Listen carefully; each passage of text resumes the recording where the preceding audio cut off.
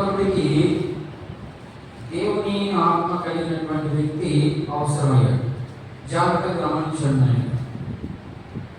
చదువుకుంటున్నటువంటి వాక్య భాగాల్లో మనం 10వ అధ్యాయం అంతటిని కానీ క్షుణ్ణంగా మనం కానీ పరిశీలిస్తే అక్కడ ఉన్నటువంటి వ్యక్తి చాలా భక్తిపరుడు అనే వచనాలు మనకు ఎక్కువ కనబడతాయి.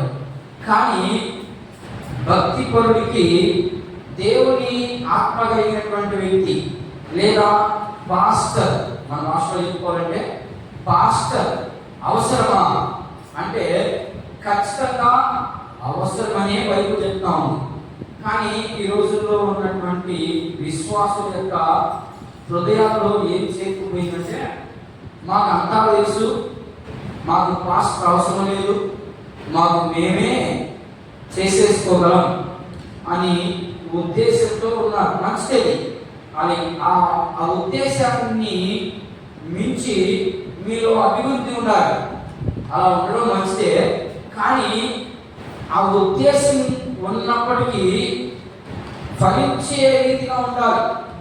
మనం ఫలిస్తూ ఉంటే నీకు వాక్యం అవసరం, నీకు అలాగనే ప్రార్థన అవసరం. ఈ రెండు ఉన్నప్పుడు మాత్రమే వ్యక్తి భక్తి విషయంలో నిలకడగా నిలిచేదానికి అవకాశాలు ఉంటాయి. నేను చెప్పేది బాగా అర్థమవుతుందనుకున్నాను.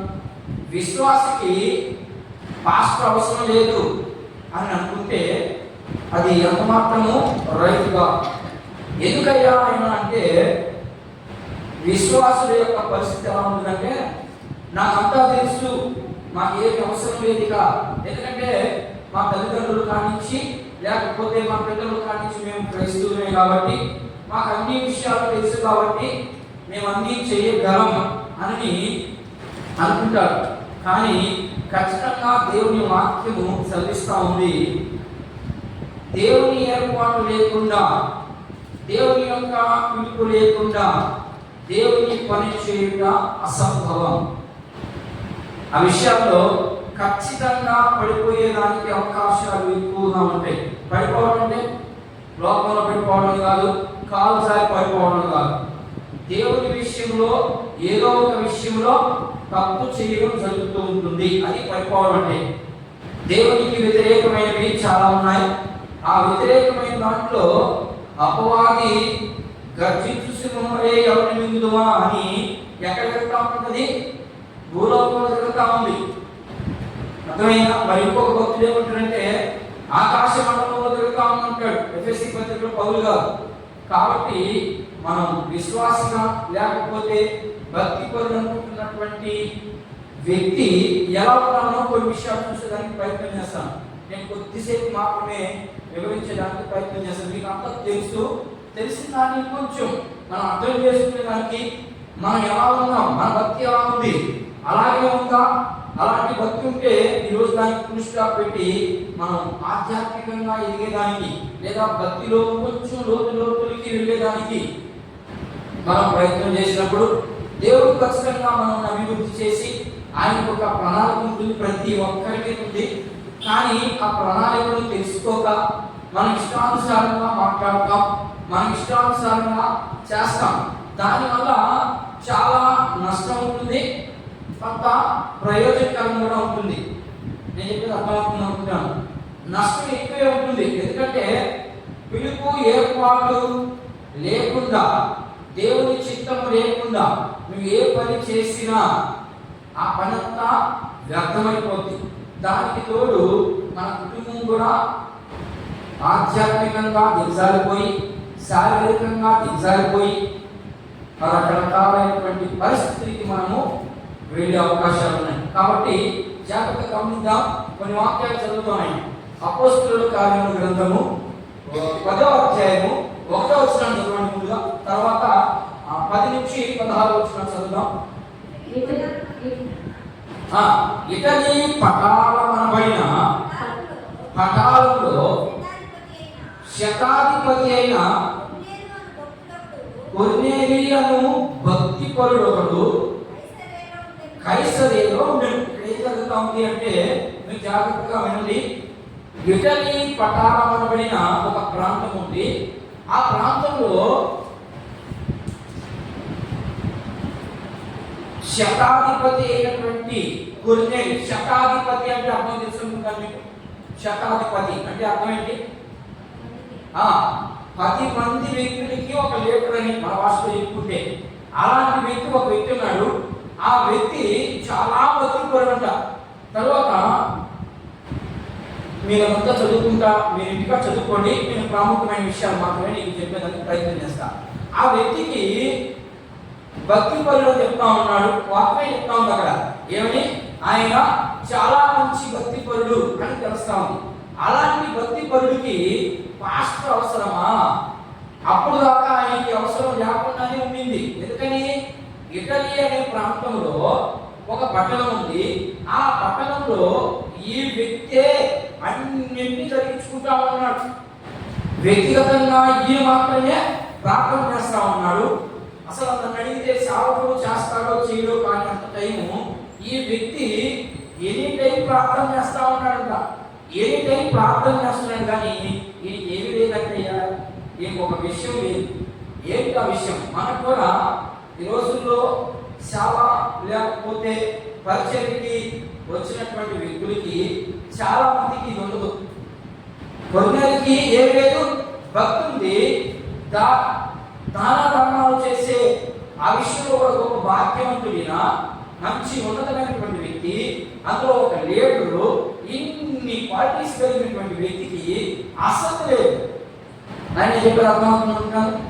ఈరోజు క్రైస్తవులు అనబడిన వారికి పాటలు పాడుతున్నారు, వాక్యం చదువుతున్నారు, వాక్యాన్ని కూడా వివరించగలిగే సత్తా ఉన్నప్పటికీ ఆత్మ లేదు. ఆత్మ లేకుండానే వాక్యాన్ని బోధిస్తున్నటువంటి రోజుల్లోకి వచ్చేసాం మనం. ఆత్మ ఎప్పుడు వస్తుంది? నేను అక్కడ రాశాను, అక్కడ నేను చూడండి. ఆత్మ ఎప్పుడు వస్తుందంటే రక్షించబడాలి. మనిషి రక్షించబడిన తర్వాత ఖచ్చితంగా మారు మనసు రావాలి. మారు మనసు వచ్చినప్పుడు మాత్రమే నీకు ఆత్మ ఆపాదించబడ్డాలి. మారు మనసు లేకుండా నువ్వు చేసే కార్యక్రమాలు నీ ఇష్టం వచ్చినటువంటి ఆ యొక్క త్రోవలో నడిచిపెడుతూ కూడా నేను ఆత్మపరుణ్ణి అని చెప్పుకుంటున్నావు అంటే నీ యొక్క దౌర్భాగ్యంపబడమే మనం అర్థం చేసుకోవాలి. ఇక్కడ ఈ వ్యక్తికి ఈ ఇటలీ పట్టణం అనబడినటువంటి ఆ ప్రాంతంలో మంచి వ్యక్తి, భక్తిపరుడు, దానాధర్మాలు చేయగలిగినటువంటి కెపాసిటీ కలిగినటువంటి వ్యక్తి అయినప్పటికీ ఈయనకి ఒక పాస్టర్ అవసరమైంది. ఎందుకంటే ఈయన ఏం లేదు, అన్నీ ఉన్నాయి కానీ ఆత్మ నడిపింపు లేదు. ఆ రోజుల్లో ఆత్మ నడిపిస్తుంది, ఈ రోజుల్లో ఆత్మ నడిపించదు. అలా ఆత్మ నడిపిస్తుంది అని చెప్పారంటే అది చాలా వరకు 170% తప్పే.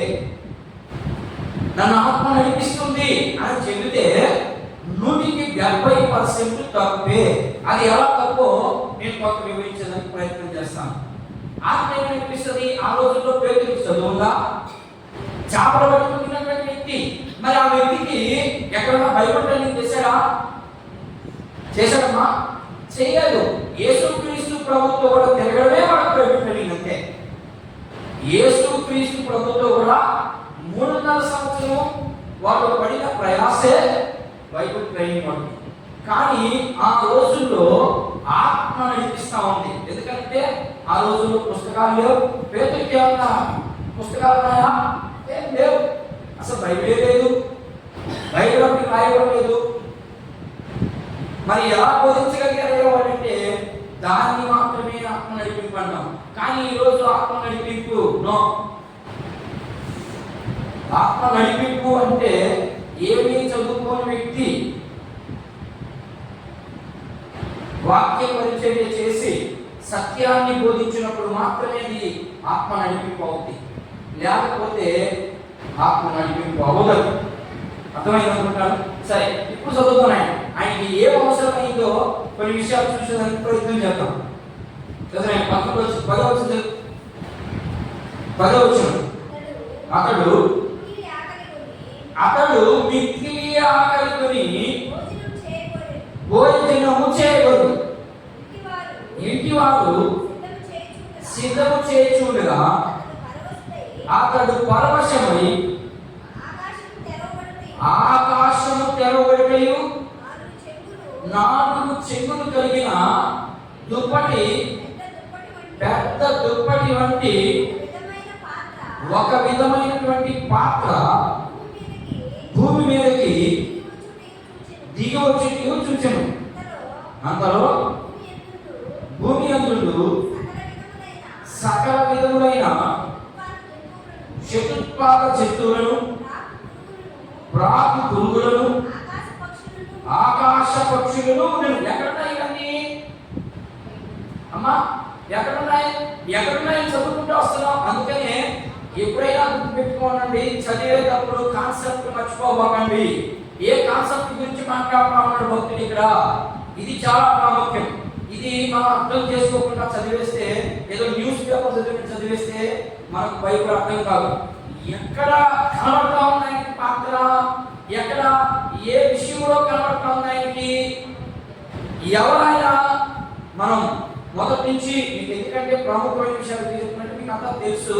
నేను ఒక స్టోరీ లాగా చెప్పడానికి ప్రయత్నం చేస్తాను. ఇక్కడ ఏం చెప్పిందంటే, ఇతని పట్టణంలో కొర్నేలు అనే వ్యక్తి ఉన్నాడు.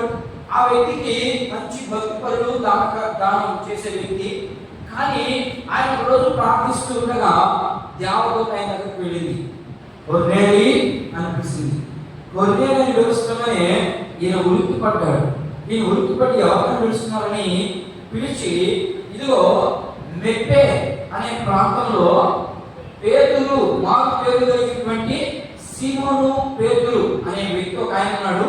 ఆయన ఆల్రెడీ అక్కడ ఆ ప్రాంతంలో ఉన్నాడు. సీమోను అనే వారి ఇంట్లో దిగి ఉన్నాడు. నీవు అక్కడికి 2 మనుషులు పంపించు, ఆ వ్యక్తిని నీ దగ్గరికి నీ ఇంటికి పిలిపించుకొని చెప్పాడు.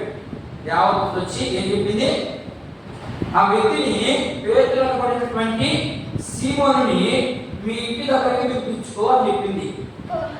నాకు ఒక ప్రశ్న ఇక్కడ, ఈయనేమో మంచి భక్తిపరుడు, దానం చేయగలిగినటువంటి వ్యక్తి, 24 గంటల్లో కనీసము 15 గంటల ప్రార్థన చేసే వ్యక్తి, ఈ వ్యక్తికి దేవుని దూత ప్రత్యక్షం అవడానికి కారణం ఏంటి? అలాంటి వ్యక్తికి అసలు ప్రత్యక్షం అవ్వకూడదు, అంతే కదా. ఈరోజు అర్థం చేసుకునే ప్రయత్నం చేయండి. ఈ రోజుల్లో మేము అత్తామానం తెలుసు. ఏం తెలుసు నీకు? దేవుని ప్రేమలో పాతి కూడా తెలియదు నీకు. కనీసం 1-2 పాయింట్లు లెక్కేసుకున్న 6 పాయింట్ కూడా తెలియదు దేవుని ప్రేమ. నాకు అంతా తెలుసు అని అనుకున్నావంటే నువ్వు ఎంత వ్యర్థమైనటువంటి ఆలోచన ఉన్నావు చూడండి ఒకసారి. అలాగే ఈయన అనుకున్నారా, పోండి దేవదూతతో మాట్లాడొచ్చిన కోపం సాగు, కానీ నేను ప్రార్థన చేస్తున్నాను, నేను వాక్యం చదువుతున్నాను, నేను ధర్మ కార్యాలు చేస్తున్నాను, దేవుడు ఇచ్చినటువంటి కార్యాలలో ఇంచుమించుగా పూర్తిగా చేయలేకపోయినా ఇంచుమించుగా చేస్తా ఉన్నాను. నాకెందుకు మళ్ళా నేను నింపే ప్రాంతానికి ఎందుకు పంపించాలి మనుషుని అని అన్నాడా? ఏ మాట లేదు, పలుకు లేదు.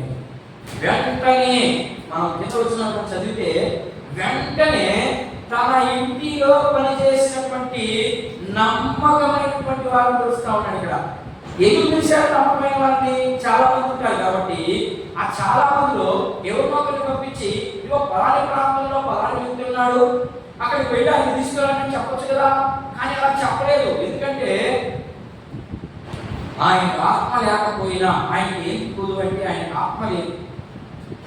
ఆయనకి ఆత్మ లేదు, ఆయనకి ఏం లేదు.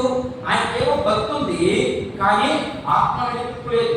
ఆత్మలో పరవశమయ్యే అంత ఉద్దేశాలు లేవు ఆయనకి.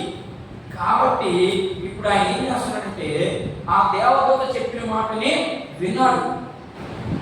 విని ఆ ఇంటిలో పనిచేస్తున్నటువంటి కొద్ది మందిని, మంచిగా ఉన్నటువంటి వ్యక్తిని, ఆయనకి నమ్మకంగా ఉన్నటువంటి వ్యక్తులను ఒక 2 పిలిచి, ఇదిగో మీరు ఆ ప్రాంతానికి వెళ్ళండి, అక్కడ సీమోను పేతురు అనే వ్యక్తి ఉన్నాడు, ఆ వ్యక్తిని మీరు బయటికి తీసుకురండి అన్నాడు.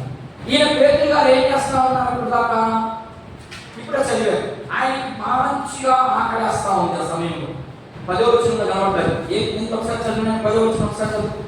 అతడు మిక్కిలి ఆకలిగొని భోజనము చేయకోరెను. ఇంటి వారు సిద్ధము చేయుచుండగా అతడు పరవశము ఏంటి మాట? ఈయనకేమో ఆకలి అవుతా ఉంది. ఈయనకి ఆకలైనప్పుడు ఈయన ఏం చేయాలి? సర్వసాధారణంగా మనమైతే ఏం చేస్తాం? ఆ వంటలో కూర్చొని గొప్ప కానీ మీ వంటంటే నాకు ఆకలిస్తుంది అంటాం. కానీ ఇక్కడ ఈయన ఆత్మ పొందుకున్న వ్యక్తి కాబట్టి ఆ సమయం మీరు తెలుసు కాబట్టి దేవుడు ఆ సమయాన్ని కొనియకుండా, దేవుడికి ఇవ్వాల్సినటువంటి సమయాన్ని నిర్లక్ష్యం చేయకుండా ఎవరికి ఇస్తున్నాడయ్యా? ఇప్పుడంటే భోజనం అంటున్నారు, ఏదో ప్రతిష్టే త్వరగా ఉంది భోజనం, అంతే కదా. ఆ రోజు గ్యాస్ ఏమైనా ఉందా? లేదు. కట్టుబడుల మీద ఉండాల్సిందే. లేకపోతే పిడకలి పొయ్యిలు ఉన్నాయి ఆ రోజుల్లో, ఆ పిడకలి పొయ్యి మీద ఉండాల్సిందే. వండాలంటే కనీసం ఒక గంట పడుతుంది ఆయన భోజనం సిద్ధపరచాలంటే. ఎందుకని? ఆయన సేవకుడు కదా, సేవకుడికి ఏదో నలుగు కమ్మగా కాకుండా వేయాలని ప్రతి ఒక్కరికి ఉద్దేశం ఉంటుంది. కాబట్టి వాళ్ళు ఏదో ఒకటి తెచ్చి వండేదానికి కనీసం గంట పడుతుంది. ఆ ఈ గంట సేపు వేస్ట్ చేయకుండా ఆయన ఏం చేస్తున్నాడు అంటే వెళ్ళిపోయి మిద్ది మీదకి వెళ్ళి అప్పటికే ఆత్మవశుడై, అంటే దేవుడితో లింకమైపోయింది ఆయన ప్రార్థన. అంత లోతుగా వెళ్ళిపోయాడు ఆయన దేవుడి దగ్గరికి. ఆయన ఆత్మ అంత దగ్గరగా వెళ్ళిపోయింది. అలా ప్రార్థన చేస్తా ఉన్నాడు ఆయన. ఆ ప్రార్థన చేసే సమయంలో ఈయనకు ఒక విషయం కనపడింది. ఏం కనపడింది? కనపడిందమ్మా? 4 చిలుకలు కలిగినటువంటి ఒక దుప్పటి కనబడింది. అది పాత్రలాగా కనపడింది, అంటే ఒక గిన్నెలాగా కనపడింది. మన భాషలో చెప్పుకుంది. ఆ దుప్పట్లో 4 రకాలైనటువంటి ఏంటంటే ఒకసారి చతుర్పాద జంతువులు,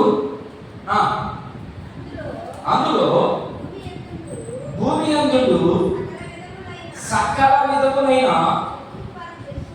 చతుర్పాద జంతువులను, పురుగులను, ఆకాశ పక్షులను ఉండేవి. ఇక్కడ ఏం కనపడిందంటే దీనికి ఈ భూమి మీద ఏవైతే ఉన్నాయో అవన్నీ కనబడతా ఉన్నాయి. కనబడతా ఉన్నప్పుడు ఇంకేం అర్థం కాలేదు. ఎవరికి ఇదంతా? ఎవరికి అర్థం కాలేదు? పేదలకు అర్థం కాలేదా? లేకపోతే కొన్నేళ్ళు పంపించినటువంటి మనుషులకు అర్థం కావట్లేదు? ఇక్కడ పేదలకు అర్థం కాలేదు. చేసేది ఎవరు ప్రార్థన? పేదలకు అర్థం కాలేదు. నేను ఎలా ఉన్నాడు మధ్యలో?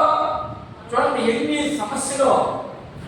ఈయనకేమో ఆకలి అవుతుంది, ఆకలిలో ప్రార్థన చేస్తున్నాడు. ప్రార్థనలో ఈ దర్శనం వస్తా ఉంది.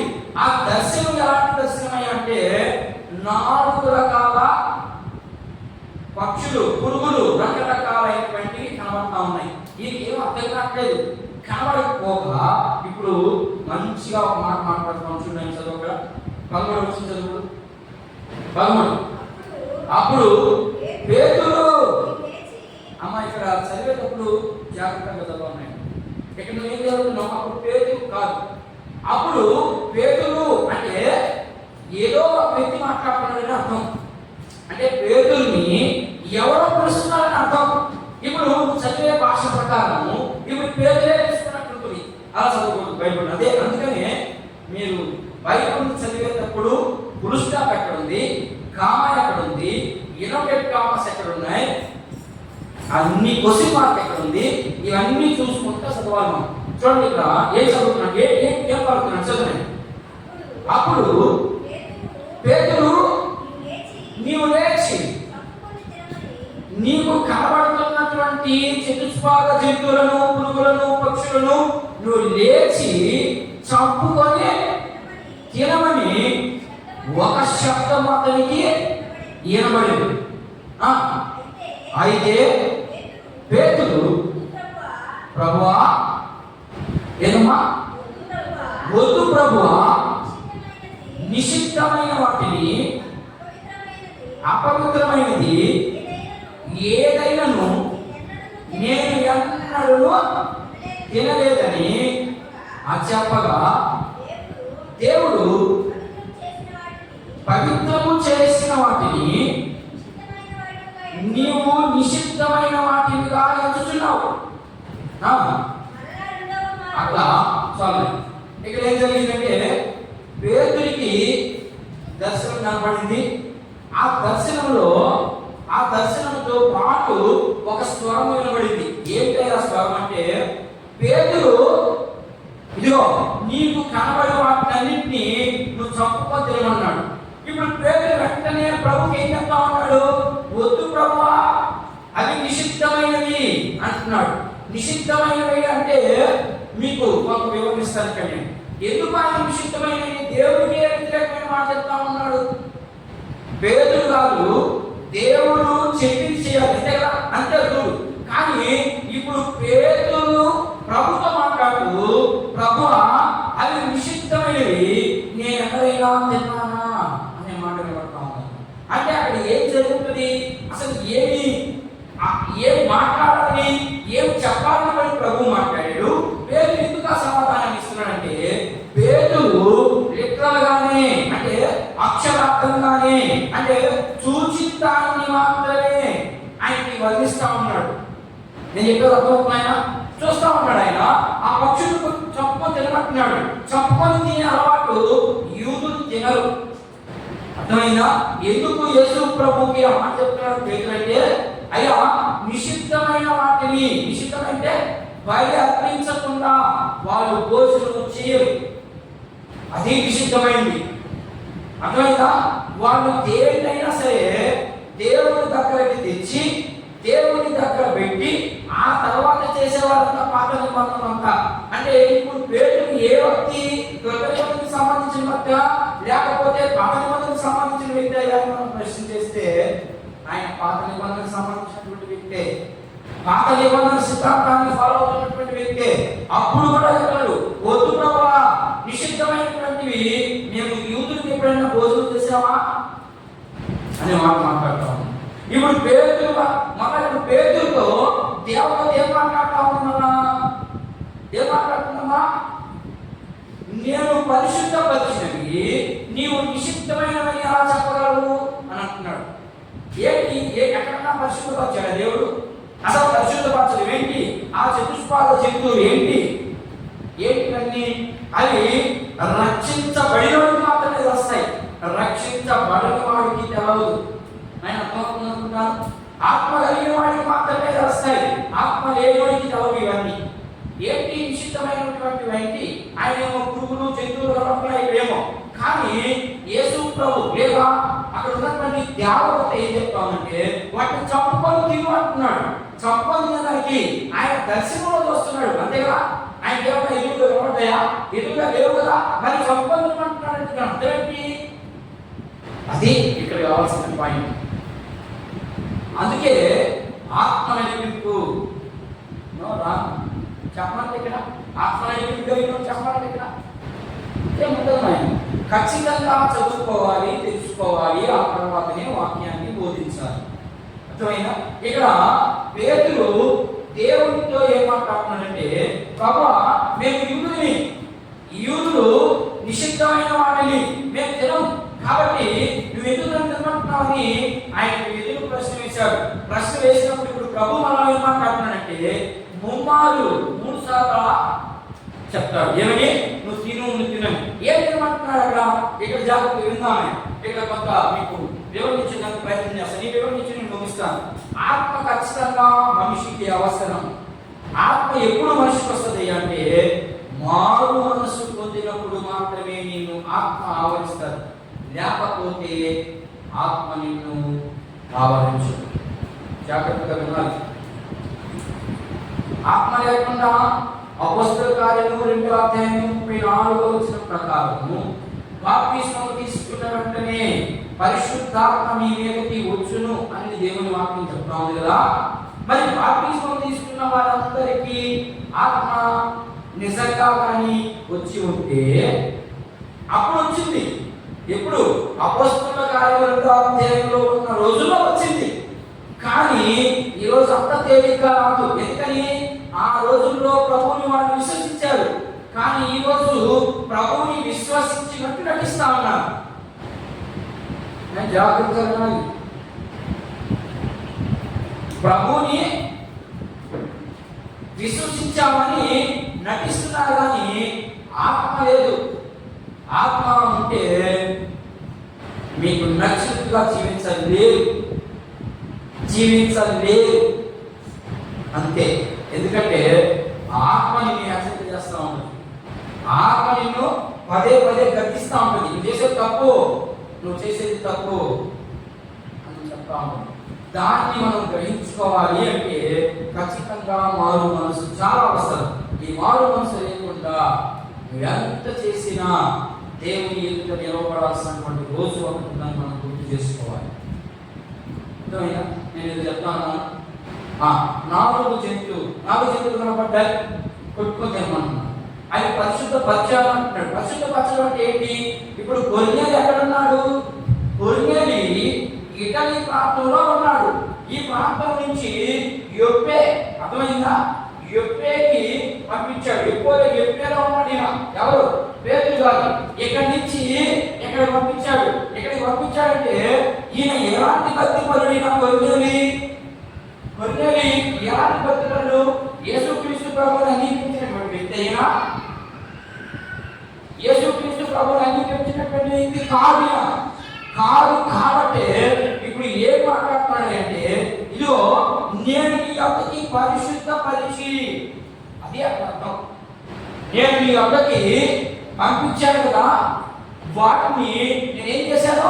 పరిశుద్ధపరిచానంటే వీడు హృదయాన్ని తెరిచాడు. లేకపోతే భక్తిపరుడు ఏంటి, దేవుని స్వరూపం ఏంటి, వీడి మళ్ళా పాస్టర్ తీసుకోవడం ఏంటి ఇదంతా?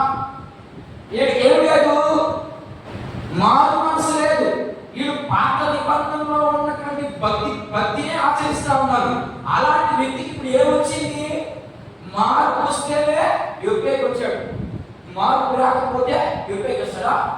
సాగు కానీ నేను మంచిగా భక్తి చేస్తా ఉంటే మళ్ళా నన్ను నువ్వు వెళ్ళవాడు నువ్వు అనంత అనేవాడు. అది ఇక్కడ చెప్పడం. పేతురికి ఏం చెప్తున్నాడు యేసు ప్రభు అంటే, పేతురు నేను ఆపడే నిషిద్ధమైతే నేను ఇప్పుడు ఏం చేశాను? దాన్ని పవిత్రం చేశాను. పవిత్రం చేసి అక్కడికి పంపించా. అర్థమైందా? పవిత్రం చేసి అక్కడికి పంపిస్తే ఆ వ్యక్తులు నేరుగా నీ కళ్ళకు వచ్చాడు, నీ కోసం వాక్యంలో నిలబడ్డారు. కాబట్టి నువ్వేం చేయాలి అంటే దిగిల్లి వాడు ఏం చెప్పినా చేయమంటే భోజనం ఎలా ఉన్నాడు? ఆయన మంచి ఆకలితో ఉన్నాడు. ఈ ఇంటి వాడు సిద్ధం చేసేందుకు ఒక గంట పడుతుంది. ఈ గంట దేవుడు దగ్గర ఏదో ఒకటి నేర్చుకున్నాము, అర్థమవుతుందని చెప్పేది. ఈ గంటలో ఏదో ఒకటి ప్రభు దగ్గర తెలుసుకున్నాము అనే ఉద్దేశంతో మీకు దిక్కాడు ఆయన. మరి మనం ఈరోజు ఒక గంట వ్యవహారం దొరికితే ఏం చేస్తున్నాం? దేవుని పని చేయాలనుకున్న వారు, దేవుని ఏర్పాటు కలిగినటువంటి వారు, దేవుని ఉద్దేశాలను అనుభవించాల్సినటువంటి వారంతా కూడా ఈ ప్రయత్నంలో ఉంటారు. సమయం ఎప్పుడు దొరుకుతుందా? దేవుని వాక్యం కాడ కూర్చున్నామా? లేకపోతే కనీసం కొద్దిసేపు అయినా ప్రార్థన చేద్దామా? లేకపోతే మనకంటే గొప్ప సేవకులు ఉన్నారు, ఆ సేవకులు చెప్పినటువంటి 4 మంచి మాటలు విందామా అని ఎదురు చూస్తూ ఉంటాం. ఇది మారు మనసు కలిగినటువంటి ఆలోచన. మారు మనసు కలిగినడికి ఏముంటుంది? ఇంకా వాడి ఇష్టం, వాడికి ఆడడానికి అదే ఉండదు. అలాంటి వ్యక్తులకి అవసరం, చాలా అవసరం. ఇప్పుడు కొర్నేలిని ఇటలీ అనే ప్రాంతం నుంచి యొప్పేకి పంపన్నాడు. యొప్పేకి తీసుకొచ్చాడు. ఆయన తీసుకొచ్చిన తర్వాత ఇప్పుడు పేతురు ఎవరికి వచ్చాడు? చదువుకుంటా అక్కడి నుంచి మేము చెప్పగా చదువుకుంటున్నా, 19-13 చదువుకుంటున్నా, నిదానంగా చదువుకుంటున్నా, నేను కూర్చోడానికి ప్రయత్నం చేస్తా. పేతురు ఆ దర్శనమును గురించి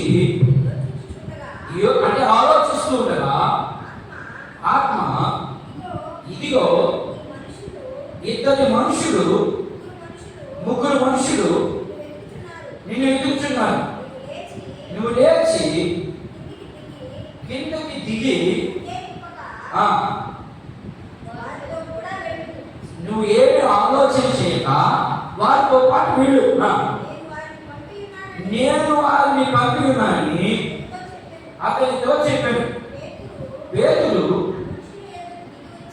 ఆ మనుషుని వద్దకు దిగి వచ్చి, ఇదిగో మీరు వెతుకువాడు నేనే, మీరు వచ్చిన కారణమేమని అడిగారు.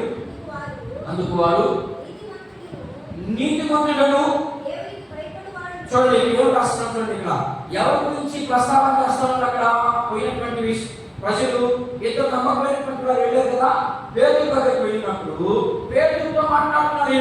ఏమని మాట్లాడుతున్నారంటే, ఇదిగో అందుకు వారు నీతిమంతులను, దేవునికి భయపడేవాడును, యూదా జనులందరి వలన మంచి పేరు పొందిన వాడునైన శతాధిపతి కొర్నేలును ఒక మనుషుడున్నాడు. అతడు నీవు తన ఇంటికి పిలిచి నీవు చెప్పు మాటలను వినవలనని పరిశుద్ధ దూత బోధింపబడినని చెప్పింది. అప్పుడు అతడు వారిని లోపలికి పిలిచి ఆతిథ్యమిచ్చాను. ఏంటంటే ఏం జరిగింది? పేతురుకి చెప్పారు. ఏమని? పేతురా, ఇదిగో మమ్మల్ని పంపించినటువంటి వ్యక్తి కొర్నేలు అనే వ్యక్తి ఉన్నాడు. ఆయన నీతిమంతుడు, యూదా జాతి మొత్తంలో చాలా నీతిమంతుడు. ఆ వ్యక్తి మిమ్మల్ని ఇంటికి తీసుకురమ్మన్నాడని చెప్పాడు. చెప్పగానే ఇప్పుడు పేతురు ఎలాంటి స్థితిలో ఉన్నాడు? ఎలాంటి స్థితిలో ఉన్నాడని చూస్తున్నాం మనం. ఆకలి కలిగి ఉన్నాడు ఆయన. ఈ ఆకలిలో యేసు ప్రభు ఆత్మ లేకపోతే, దేవుని ఆత్మ లేకపోతే నేను అక్కడ కూర్చోవాలండి, నేను భోజనం చేసి అవతల వచ్చి మాట్లాడతా. అంతేగా అంతేగా చెప్పేది. మేము నాకు తెలిసినటువంటి ఒక సహోదరి మంచి సేవకురాలని, ఆ రోజుల్లో మంచి సేవకురాలు పేరుతో మేము ఒక విషయం మీద కొంత ప్రార్థనా పరులు కానీ బాగా ప్రార్థన చేయగలదు, దర్శనాన్ని కూడా ఇంచుమించుగా చెప్పగలిగే అంత భక్తి పరులని ఇప్పుడు కాదు. అయితే నేను ఒక ఇంచుమించుగా ఒక 10 సంవత్సరాలు అనుకుంటాను, 10 కాదు, ఒక 8 అనుకోండి. 8 సంవత్సరాల క్రితము నేను ఆ దగ్గరికి ఇంకొక సేవకురాలు నేను కలిసి ఎదురు వెళ్ళాను. వెళ్ళి అదే ఆ సమయానికి వాళ్ళు ఉపవాస ప్రార్థన అప్పుడే ముగించుకొని వాళ్ళు విశ్వాసంతో ఇంటికి వెళ్ళిపోయారు. మేము కూడా ఇంచుమించు భోజనం చేసే సమయానికి వెళ్ళాము అక్కడికి. ఎందుకు చెప్తున్నానంటే, ఆత్మ కలిగినటువంటి వ్యక్తి ఎలా ఉంటాడు, ఆత్మ లేని వ్యక్తి ఎలా ఉంటాడు అనే దానికి ఉదాహరణ చెప్తా ఉన్నాను నేను. ఆమె చాలా మంచి సేవకురాలని విన్నాం, మేమేం చూడలేదామని. ఆమె గురించి మాకంటే ఉంటున్నటువంటి సేవకుడు, ఈ ప్రాంతంలో మాకంటే ఉంటున్నటువంటి సేవకుడు చాలా గొప్పగా చెప్పాడు ఆమె గురించి. ఆమె పలానా ప్రాంతం నుంచి భక్తిని ఆస్తిని అందరినీ వదిలేసి వచ్చి సేవ చేస్తా ఉంది. చాలా మంచి వ్యక్తిని మాకు ఏంటో చెప్పాడు. నేను కూడా నమ్మాను. ఎందుకంటే అప్పుడు మనకంతా గట్టిగా వాక్యం అర్థం కాక, ఎవరిని నమ్మాలో ఎవరిని నమ్మకూడదో తెలియక వెళ్ళి ఆ పనికి వెళ్ళాం. అప్పుడే ఆమె ప్రార్థన ముగించింది. మేము అప్పుడు దాకా బయట కొనుక్కున్నాం. ఎందుకంటే లాస్ట్ విజ్ఞాపన ప్రార్థనది ఏ శుక్రవారం రోజు, అదే రోజు ఒకరు ఇంచుమించు 1:30 ప్రాంతానికి మేము వాడికి వెళ్ళి వాక్యం చదువుతున్నాం. మేముతోని ఆమె బాగా ప్రార్థన అయిపోయింది. తర్వాత వాళ్ళందరూ విశ్వాసంతో ప్రార్థన చేసింది. అంతా ఇంచుమించు 2 అయిపోయింది. మాకు కూడా బాగా ఆకలివుతాం. మా ఇద్దరు కూడా మేము 10 గంటలకు బయలుదేరటి నుంచి మేము ఎత్తుకుంటూ పోయిన అడిగితే 12:30 అయింది. ఆ తర్వాత కొందరు వేరే వాళ్ళకి వెళ్ళి కొంచెం ప్రార్థన చేసి మళ్ళీ మేము అడిగితే 1:30 ఆ ప్రాంతం. సరే, అక్కడికి వెళ్ళిన తర్వాత ఆమె ఏం చేయాలా? ఇప్పుడు ఏం చేశాడు? పేతురు ఆకలిలో ఉన్నాడు. పేతురు కోసం సిద్ధం చేసింది ఆ భోజనం. ఇప్పుడు ఈయన ఏం చేశాడు? వాళ్ళిద్దరు మనుషుల్ని పిలిచి వాళ్ళిద్దరికి ఆతిథ్యం ఇచ్చాడని ఉంది. అది ఆత్మ కలిగినటువంటి ఆ వ్యక్తి చేసే పని. మేము అక్కడికి వెళ్ళిన తర్వాత ఆమె మాకు ఏం చెప్తామంటే, 10 నిమిషాలు కూర్చోండి, నేను భోజనం చేసేస్తాను చెప్తుంది. నేను అప్పుడే చెప్పిన, అక్క ఇక్కడ ఉండేది ఉచిత ఆత్మే, దేవుని ఆత్మ కాదు. ఇక్కడ ఉన్నది నువ్వు అనుకుంటున్నావేమో ఉత్తిని ఆత్మది, ఇది దేవుని ఆత్మ కాదు. అలాగనే ఈరోజు ఆమె సేవ చేస్తాను.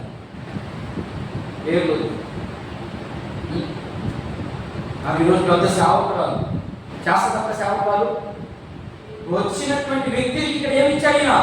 ఆతిథ్యం ఇచ్చాడు. యేసుక్రీస్తు ప్రభు కూడా అదే చేశాడు. యేసుక్రీస్తు ప్రభు ఎప్పుడు తిన్నాడా? ఎప్పుడు తిన్నది శిష్యుని పెట్టి.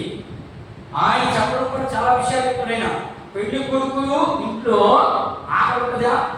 పెళ్లి జరుగుతా ఉందమ్మా, పెళ్లి కొడుకు ఇంట్లో ఏదైనా తక్కువ ఉంటుందా? ఏముండదు. ఎందుకని?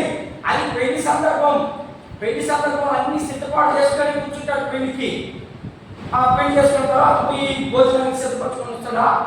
ముందు సిద్ధపరచుకొని పెళ్లికి ముందే అన్ని సిద్ధం చేశాడు పెట్టి, ఆ తర్వాత పెళ్లికి వెళ్తారు. అంటే దానికి కావాల్సినటువంటి పరికరాలను అక్కడ పెట్టుకొని అప్పుడు పెళ్లికి సిద్ధమయ్యి పెళ్లి చేసుకున్నాక ఒక రోజు ఫిక్స్ చేసుకుంటారు. ఈ లోపల దాన్ని సిద్ధం చేసుకుంటారు. అలా చెప్పింది.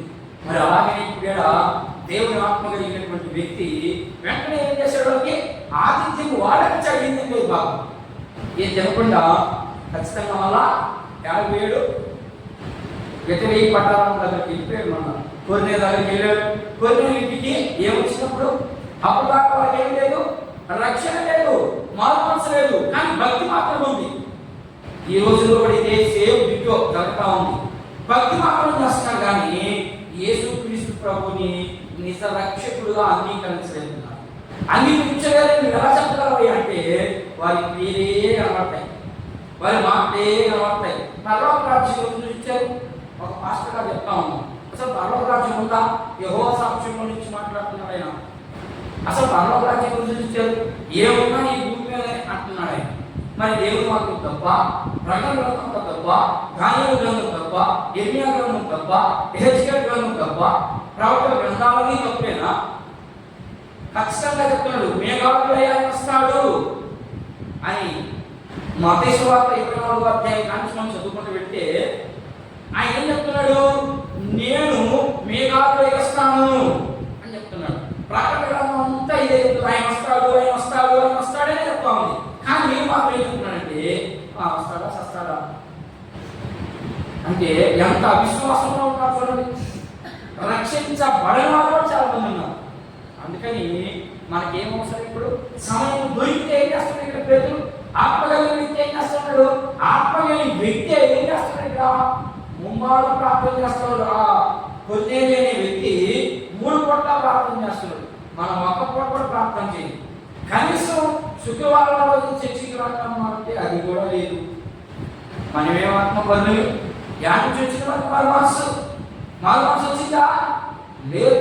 మనకు మారు మనసు వచ్చింటే నేను ఫస్ట్ నుంచి నేను యేసుక్రీస్తు ప్రభు సేవకు వచ్చిన రోజు నుంచి ఎప్పుడు ఇదేమాట మారు మనసు కలిగిన వ్యక్తి ఎలా ఉంటాడంటే చిన్న పిల్లలు తల్లి పాలు కోసం ఎలా పాపులాడతాడో దేవుని సన్నిధి కోసం అలా పాపులాడతాడు. దేవుని మాటల కోసం కానీ దేవుని ఉద్దేశాలని అనుభవించాలంటే అలాంటి వ్యక్తి మాత్రమే అనుభవించగలరు. అందుకు అనుభవించలేదు. అందుకని ఇక్కడ పేతురు ఇక్కడ ఆ దేవతకు వెళ్ళి ఆయనతో మాట్లాడుతున్నాం. ఏమని మాట్లాడుతుందంటే ఇదిగో కొన్నేవి నీ ప్రార్థనలు నీకు చదివాను, మనం చదువు ముగిస్తాం. నేను 10వ అధ్యాయం వరకు వచ్చింది. ఇటలీ పటాలబడిన పటాలంలో శతాధిపతి అయిన కొన్నేవి అనే ఒక భక్తి పరుడు కైసరులో ఉండెను. అతడు తన ఇంటి వారందరితో కూడా దేవుని భయభక్తులు గలవాడై ఉండి ప్రజలకు ధర్మము చేయొచ్చు. ఎప్పుడునూ దేవునికి ప్రార్థన, ఎప్పుడునూ దేవునికి ప్రార్థన, ఎప్పుడునూ దేవునికి ప్రార్థన అంటే అర్థమేంటి?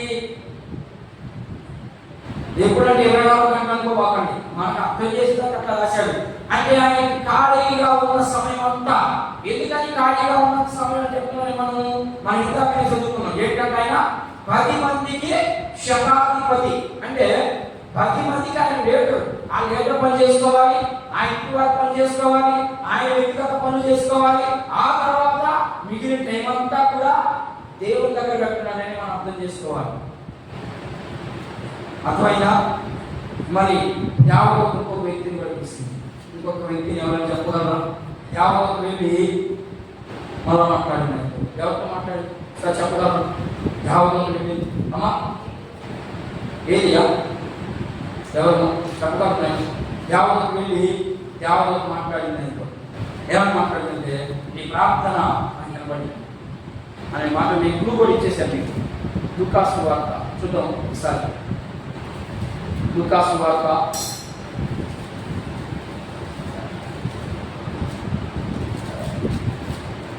1వ అధ్యాయం.